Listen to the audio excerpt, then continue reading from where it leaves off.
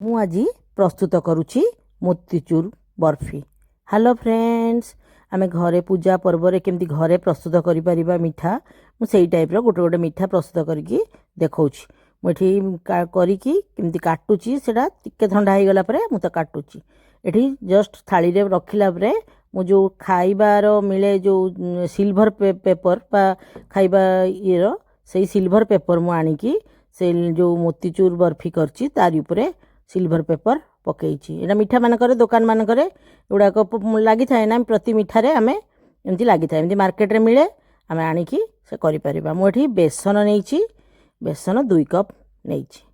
2 cup ବେସନକୁ ଏଠି ମୁଁ ଗୋଟେ ଚଲାରେ ଚଲେଇ ଦେଇଛି, କାହିଁକିନା ଆମେ ଯଦି ଚଲାରେ ନ ଚଲେଇବା ବେସନ ଗୋଟେ ଗୋଟେ ମାନେ ପୋକଟାଇ ଟାଇପ୍ର ଲାଗିଥାଏ, ଯେତେ ପ୍ୟାକେଟ୍ ଥିଲେ ବି ଆଉ ବେସନ ବୁଣ୍ଡା ମୁଣ୍ଡା ଟାଇପ୍ର ବା ଟେଳା ଟେଳା ଟାଇପ୍ର ହେଇଥାଏ। ଆମେ କେମିତି ପରଫେକ୍ଟ ସବୁ ଜିନିଷରେ ଆମେ କଲାବେଳକୁ ଆମେ ଟିକେ ଛାଣିଦେଲେ ବା ଚଲେଇ ଦେଲେ ଟିକେ ଭଲ ପରଫେକ୍ଟ ହୁଏ। ମୁଁ ଏଠି 2 ଚାମଚ ଦେଶୀ ଘିଅ ବେସନରେ ପକାଇଛି। 2 କପ୍ ବେସନ ନେଲି, ସେଥିରେ 2 ଚାମଚ ଦେଶୀ ଘିଅ ପକାଇଛି, ଆଉ ଗୋଟେ ଚୁଟକି ଲୁଣ ପକାଇଛି। ଦେଇକି ତାକୁ ସବୁ ମୁଁ ଏଠି ଗୋଳେଇ ଦେଇଛି। ତାକୁ ସବୁ ଆମେ ଏମିତି ପୁରା ଭଲକି ଗୋଳେଇ ଦେବା। ଗୋଳେଇ ଦେଲେ ପୁରା ଭଲ ଭାବରେ ଏଠି ଦେଖନ୍ତୁ କିପରି ମୁଁ ଗୋଳେଇ ଦେଇଛି। ଦେଇକି ଗୋଟେ ଚୁଟକି ମୁଁ ଏଠି ହଳଦୀ ନେଇଛି, କାହିଁକିନା ଆମେ ଟିକେ କଲର୍ ଯଦି ଚାହିଁବେ ହଳଦୀ କଲର୍ ଦେଇପାରିବେ, କିନ୍ତୁ ମୁଁ ଏଠି ହଳଦୀ ଦେଇଛି କାହିଁକିନା ବେସନରେ ଟିକେ ହଳଦୀ ଦେଲେ ତାର ପରଫେକ୍ଟ କଲର୍ଟା ଆସିଯାଏ। ମୁଁ ଏଠି ଗୋଟେ କପ୍ ପାଣି ଦେଇଛି, ଗୋଟେ କପ୍ରୁ ଟିକେ କାଢ଼ିଛି ଆଉ ଦେଇକି ଗୋଳଉଛି କେମିତି ମୋର ମେଜରମେଣ୍ଟ କେଉଁ ଅନୁସାରେ ହେଉଛି। ମୁଁ ପୁଣି ପାଣିକି ପୁରା ଗୋଟେ କପ୍ ପୁରା ଦେଇଦେଲି, କିନ୍ତୁ ଆମର କେତେ ପାଣି ଲାଗିବ ମୁଁ ସେଇ ଅନୁସାରେ ପୁରା କହିବି, କାହିଁକିନା ଆମେ କେମିତି ମୁଁ ଲଡ଼ୁ କରିବା, ଯେହେତୁ ଆମର ଏମିତି ପକୁଡ଼ି ଟାଇପ୍ର ହେଇଛି, ଆମେ ତାକୁ ଟିକେ ଆହୁରି ପାଣିଆ କରିବା। ମୁଁ ତ ପାଖାପାଖି ଅଧା କପ୍ ଏଇଠି ଆହୁରି ପାଣି ଆସ୍ତେ ଆସ୍ତେ କରିକି ଦେଇଛି, କିନ୍ତୁ ଏକାଥରେ 1.5 କପ୍ ପାଣି ଢାଳି ଦେବେନି, ଅଳ୍ପ ଅଳ୍ପ କରିକି ପାଣି ଦେଇକି ଦେଖିବେ କେତେ ପରିମାଣରେ ଆମର ପାଣି ଲାଗୁଛି, କିନ୍ତୁ 1.5 କପ୍ ପାଖାପାଖି ଲାଗୁଛି। ଆପଣ ଯଦି ଅଧିକା ଲାଗିବ ଦେଖିବେ, ବେଶୀ ପାଣିଆ ବି କରିବେନି। ଆମେ ଏମିତି ତାକୁ ଗୋଳେଇବା ବା ଫେଣ୍ଟିବା, କାହିଁକିନା ଯେତେ ଆମେ ଲଡ଼ୁକୁ ମାନେ ଲଡ଼ୁ ହେଉ କି ଆମେ ବର୍ଫି କରିବା, ଯେତେ ଫେଣ୍ଟିବା ସେତେ ଭଲ ହେବ। ମୁଁ ଏଠି 2 ଚୁଟକି ଏଠି ଖାଇବା ସୋଡ଼ା ଦେଇଛି ବା ବେକିଂ ସୋଡ଼ା ଦେଇଛି, କାହିଁକିନା ମୁଁ ସେଇ ଅନୁସାରେ ଦେବା। ଆମେ ଏଠି ମୁଁ ଟିକେ କାହିଁକିନା ଯେହେତୁ ଆମେ ବେକିଂ ସୋଡ଼ା ହେଉ ବେକିଂ ପାଉଡ଼ର ହେଉ ଇନୋ ହେଉ ଆମେ ଯାହା ବି ଦେବା, ଆମେ ସେଥିରେ ଟିକେ ପାଣି ଦେଇଦେଲେ ତାର ପରଫେକ୍ଟ ଯେଉଁ ମାନେ ଫୁଲିବା ଇଏଟା ଆସିଯାଏ। ଏଠି ତାକୁ ଟିକେ ଫେଣ୍ଟି ଦେଇଛି, ଆଉ ଟିକେ ପୁଣି ପାଣି ଦେଇଛି, କାହିଁକିନା ମୋତେ ମୁଁ କହିଛି ନା ଏଠି 1.5 କପ୍ ମୁଁ ଏଠି ପାଣି ଦେବି, କିନ୍ତୁ ଏକାଥରକେ ଆପଣ ପାଣି ଢାଳି ଦେବେନି ଯେ ପାଣିଆ ହେଇଯିବ, ପୁଣି କିଛି କରିପାରିବେନି, ମେଜରମେଣ୍ଟ ସେଠୁ ଏପଟ ସେପଟ ହେଇଯିବ।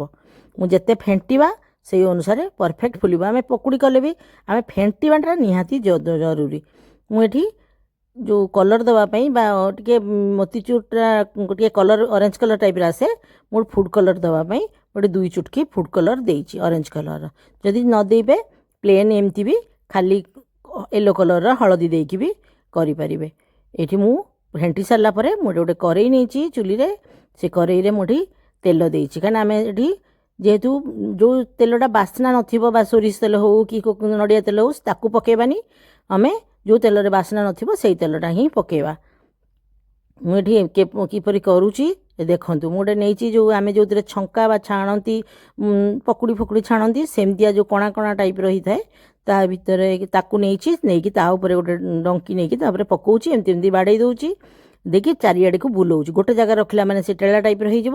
ଆମେ କରେଇ ସାରା ଏମିତି ତେଲ ପାଖକୁ ବୁଲେଇ ଦେଖିକି କଲେ ସେ ବବଲ୍ସ ଭଳିଆ ଗୋଟେ ହେଇକି ମୋତିଚୁର ଟାଇପ୍ର ବା ବୁନ୍ଦି ଟାଇପ୍ର ହେଇକି, ଲୁଣି ବୁନ୍ଦି ଟାଇପ୍ର ବା ଖାରା ବୁନ୍ଦି ଟାଇପ୍ର ହେଇକି କେତେ ସୁନ୍ଦର ଦେଖାଉଛି। ଦେଖନ୍ତୁ କେତେ ସୁନ୍ଦର ମୋର କଲର୍ ବି ପରଫେକ୍ଟ ହେଇଛି। ଆଉ ଦେଇକି ମୁଁ ଗୋଟେ ଟିସ୍ୟୁ ପେପର ଦେଇକି ଗୋଟେ ପ୍ଲେଟ୍ରେ ମୁଁ ତାକୁ ସବୁ ଛାଙ୍କିକି ବାହାର କରୁଛି, କାହିଁକିନା ମୋର ଏଠି ବୁନ୍ଦି ହେଇଯାଇଛି। ଦେଖନ୍ତୁ ମୁଁ କେମିତି କାଢ଼ିକି ମୁଁ ଟିସ୍ୟୁ ପେପର ଦେଇଛି ଗୋଟେ ପ୍ଲେଟ୍ରେ, ଦେଇକି କାଢ଼ୁଛି ତାକୁ ସବୁ।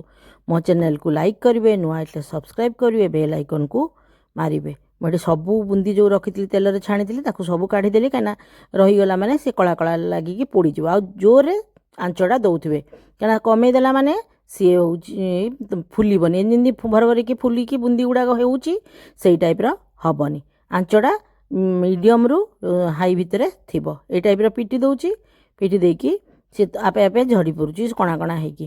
ଆପଣ ଚାହିଁଲେ ଆଉ ମୁଁ ଅଲଗା ମେଥଡ଼ରେ ଦେଖେଇବି ଆଉ ଥରେ, ଏଥର ଏମିତି ଦେଖିଥାନ୍ତୁ, ଆଉ ଥରେ କେମିତି ଅଲଗା ମେଥଡ଼ରେ ବି କରିବା 2-3 ପ୍ରକାରର ଦେଖେଇଦେବି। ଏଇ ଟାଇପ୍ର ମୁଁ ଏମିତି ବାଡ଼େଇ ଦେଉଛି, ନହେଲେ ଏମିତି ଘାଣ୍ଟି ଦେଉଛି, ସିଏ ଉପରୁ ତଳକୁ ଝଡ଼ି ପଡ଼ୁଛି। ଏଇ ତାକୁ ଆମେ ବୁଲେଇକି କରିବା। ମୋତେ ଲାଇକ୍ ସବସ୍କ୍ରାଇବ୍ କଲେ କରନ୍ତୁ, ମୋତେ ଟିକେ ସପୋର୍ଟ କରନ୍ତୁ। ତାହେଲେ ମୁଁ ନୂଆ ନୂଆ ଭିଡ଼ିଓ ଏଇଭଳିଆ କହିକା କରିବି। ଆଉ କେଉଁଠି ଭୁଲ ହେଇଗଲା ସେଠି ମୁଁ ଦେଖେଇବି। କାହିଁକିନା ଆମେ ପରଫେକ୍ଟ କରିବା ପାଇଁ ହେଲେ ଆମେ ଥରେ ଦୁଇଥର ଭୁଲ ଭାଲ ହେବ, କେଉଁଠି ମେଜରମେଣ୍ଟ ଏପଟ ସେପଟ ହେବ, କିନ୍ତୁ ତାକୁ 2-3 ଥର କଲେ କି ଥରେ କଲେ ଆମେ ପରଫେକ୍ଟରେ ମେଜରମେଣ୍ଟ ପାଇଲେ ସିନା ଆମେ ଭଲ ହେବ। ସେଇ ଅନୁସାରେ ମୁଁ ପୁରା କହିକା କରୁଛି।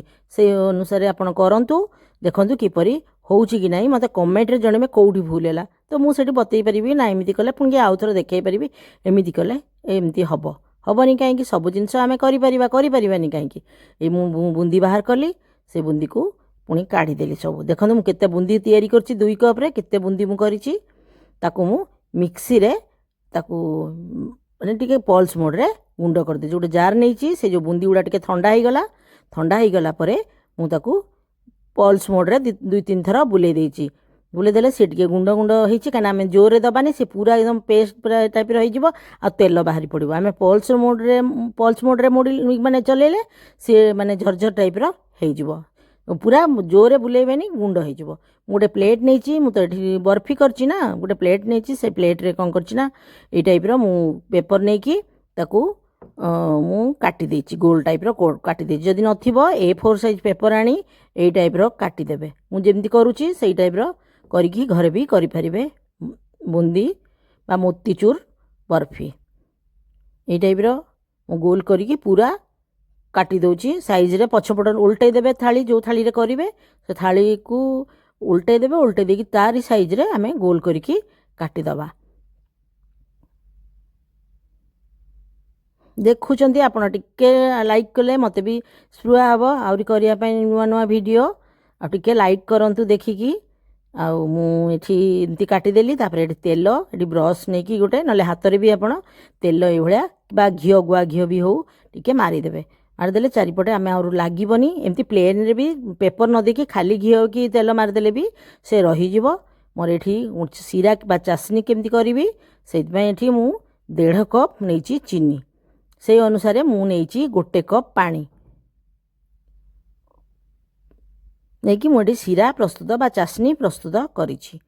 ମୁଁ ଯେମିତି ତାକୁ ଟିକେ ଇଏ କରିଦେବା, ସେ ଚାରିଆଡ଼କୁ ମେଲ୍ଟ କରିଯିବ। ଚାଶନୀ ଆମର କେମିତି ହେବ ମୁଁ ଏଠି ଦେଖେଇଛି।